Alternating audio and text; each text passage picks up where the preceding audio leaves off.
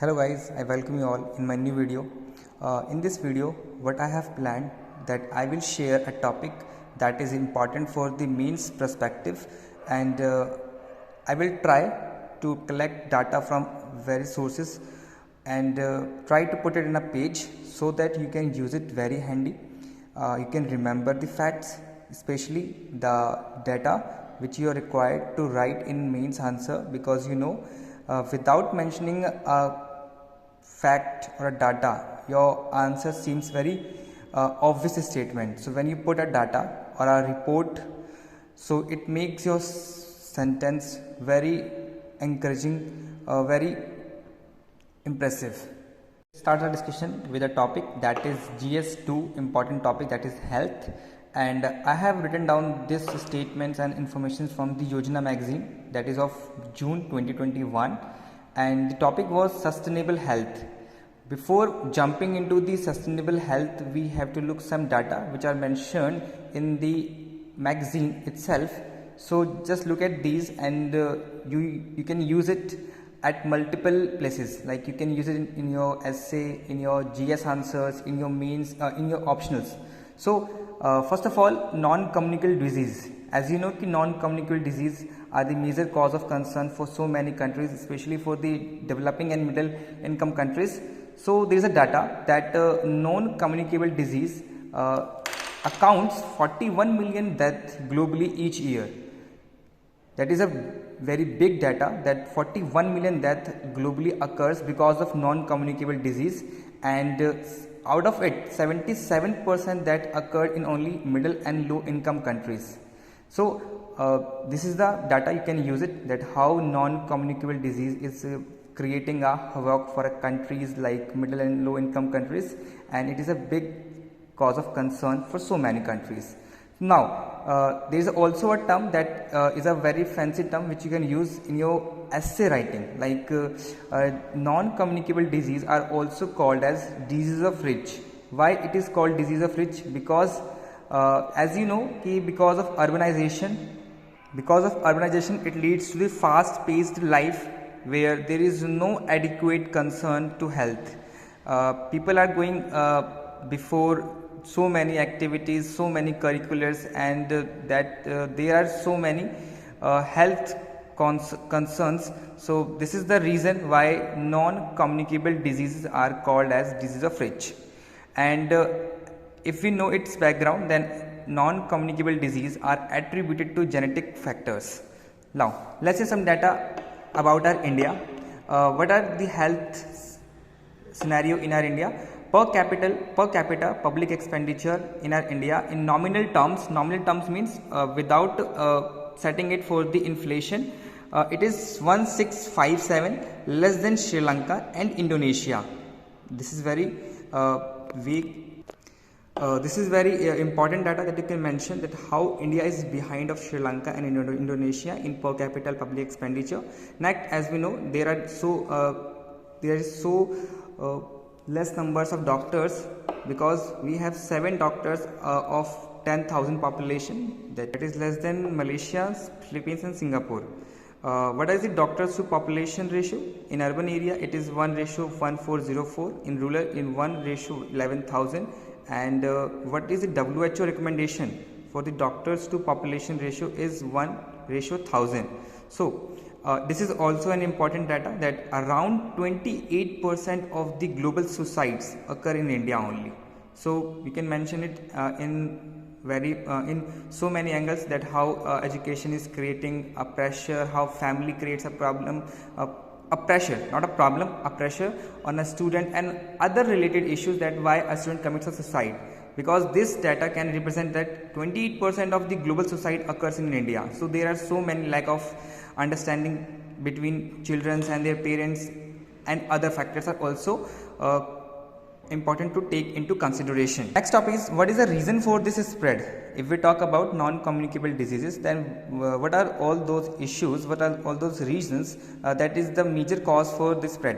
The first one is the fast paced life. As we know, fast paced life leaves very small time frame for any other activity, and this includes like you cannot do leisure activities, you cannot go for a gym, you can go for a walk, or even any other physical activity that can make your mind peace and calm.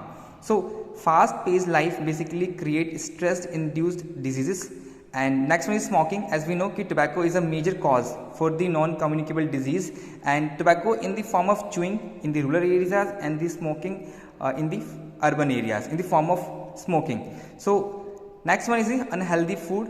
As we know कि because of globalization we have adopted so many cultures out of the world. There are two terms basically, McDonaldization and Coca-Colization. What it means? It simply means कि we Indians have adopted so many unhealthy junk food habits that it leads to the attribute and create a problem for the non-communicable disease. Now in urbanization, where there are so many job crunch and we have so many job targets, that leads to mental issues, and these mental issues create a genetic problem which may cause disease to create in a non-communicable disease.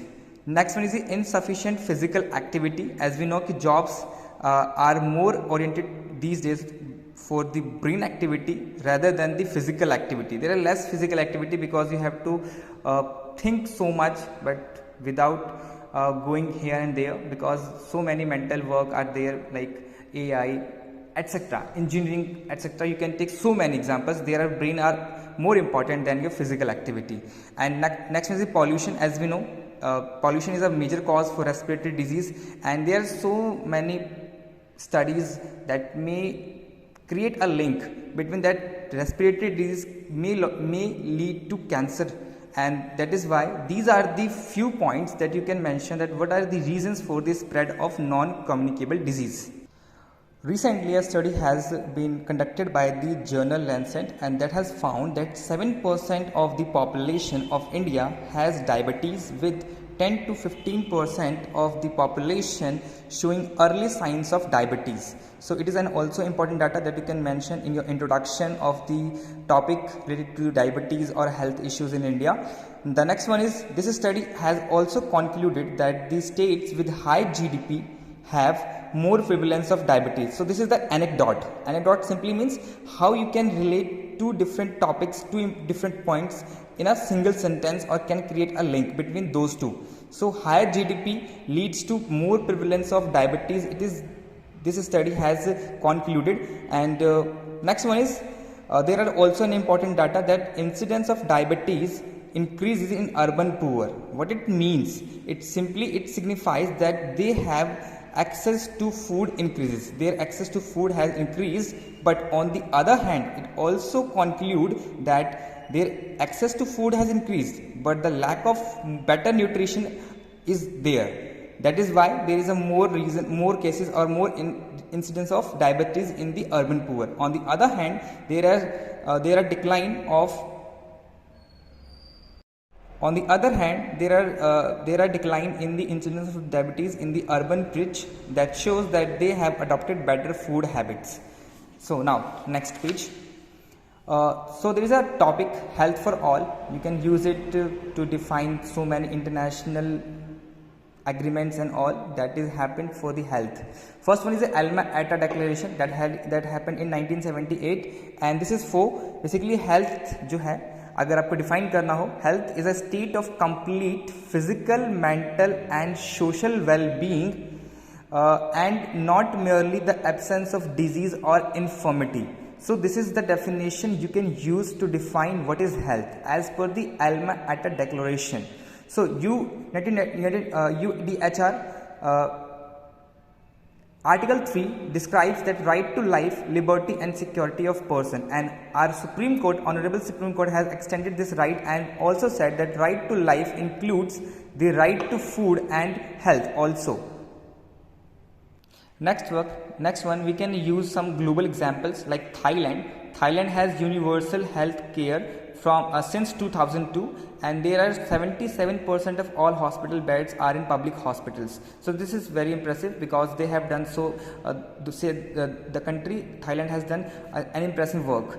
On the other hand, Cuba, that has a compulsory service for doctors and the nurses for at least 3 years in rural areas. It also serves the rural areas that is majorly neglected because of the doctors are flying off the other countries for the better package and better salary, and other are not happily